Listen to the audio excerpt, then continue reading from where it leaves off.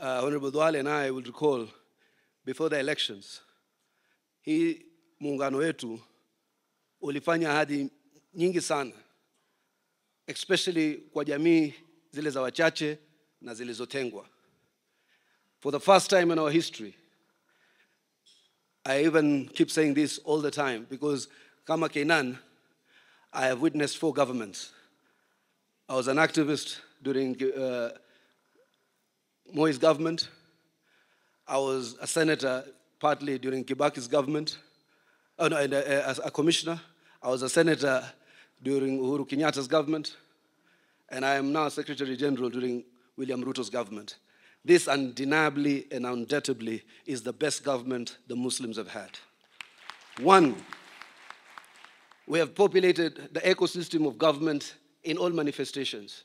Katika ulinzi tuko, katika siasa tuko, katika biashara tuko, katika kila ngazi za serikali na za kisiasa tuko. In fact, I think it is the empowerment of the minorities that has elicited such enormous reaction from those people who are entitled with this shareholding philosophy towards William Ruto's presidency. Lakini mimi nataka kukuashua, Your Excellency, this community stands by its word.